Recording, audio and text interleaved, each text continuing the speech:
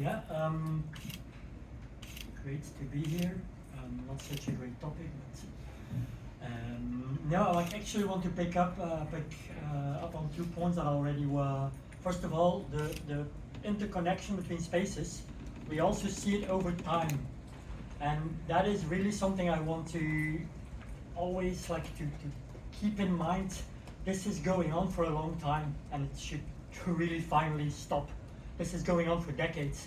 It is not just now that these companies, these industries are capturing different spaces. They're doing this willingly for decades. And just because I came across it like just in the beginning of this week, this is a statement from so let's be very clear, you know, the plastic problem and the problems that are with plastic, we knew about it much longer, probably than we sitting here in this space are always aware. That means that already 40 years ago, people were really worried about what was happening. And the industry was aware of that. And I'm just quoting of an industry letter of 1990, so 35 years ago. The image of plastics among consumers is deteriorating at an alarmingly fast pace. Opinion research experts tell us that it has plummeted so far and so fast, in fact, that we are approaching a point of no return. Public opinion polls during the 80s show that an increasing percentage of the general public believes plastics are harmful to health and the environment. That percentage rose sharply from 56% in 1988 to 72% in 1989. At this rate, we will soon reach a point from which it will be impossible to recover our credibility. So that's a letter sent by the industry to companies to convene them for a meeting. At this meeting then, the plan of that meeting was to undertake to develop a major program, I'm again quoting, a major program of unprecedented proportions to reverse this fast-moving tidal wave of growing negative public perception. And they even had the numbers. They were planning at the time to spend 50 million per year on that over a period of 3 years. If you put that in today's money, that's about $370 million over 3 years, just in the US, one industry association. And I think if we look at what's happening now, this is a continuation of what has been happening for decades. And I think we should really be aware of that. There's links to these different spaces, but there's links also to an industry, which, and that's also like a question, why is this happening? Why are they doing that? And personally, I don't believe that they are bad people. I think that's like, I imagine them often like, okay, they're also in the morning waking up, brushing their teeth, having breakfast with their kids and going to their job. But still, what is going on? And I'm really fascinated by that. And for me, this links to a quote from George Orwell, like from 80 years ago. We live in a world where money worship has been elevated into religion. And I think that's today even much truer than it was 80 years ago.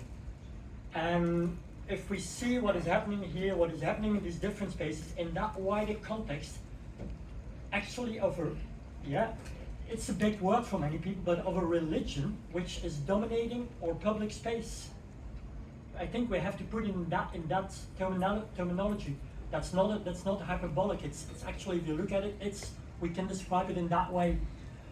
And I think that explains, because we have budgets, the people, because I'm, for instance, also very much aware that for many people it's very expensive to come here. I know we're a very expensive country to be in. But for the industry, it doesn't really matter, because they have budgets civil society, NGOs can only not even dream of.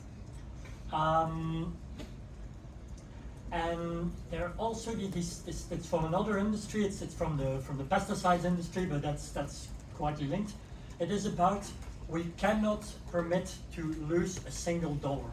That's also, I'm literally quoting from a letter from, I think top of my head, from DuPont to, well, their employees. And I think if we're able to somehow capture that, to capture also that, and that's also fascinating if you go to newspaper archives. I must say, personally, I'm quite a big fan of it, and I too much time with it, with like going just through old newspaper articles from the 80s. And then you see that the same solutions we have now, and yeah, the classical one is recycling, but also, yeah, chemical recycling is also going around for 50 years. And it's sometimes fascinating to read how much we knew, how much the media knew, how much society knew, how much decision makers knew this. Because otherwise I would not know it today. I only have it because I am able to read it. So I think if we can capture it really in that sense, also link it with this is really a question of morality.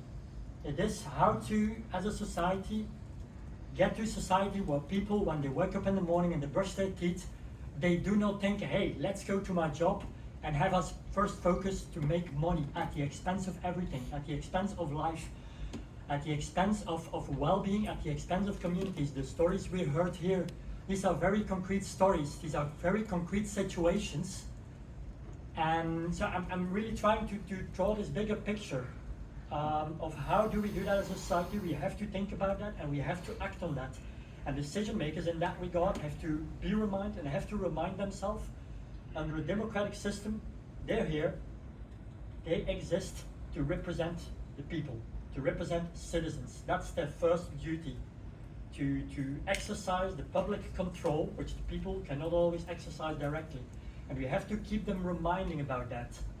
And that also means that the private interests who are here, they are not, and it has been said during the plenary, that yeah, the private sector, we're part of civil society. I'm really sorry, but no, they're not. Because they're representing only one private financial interest. They're not representing communities, they're not representing living nature, they're not just representing the general well-being, they're just representing their own financial interests.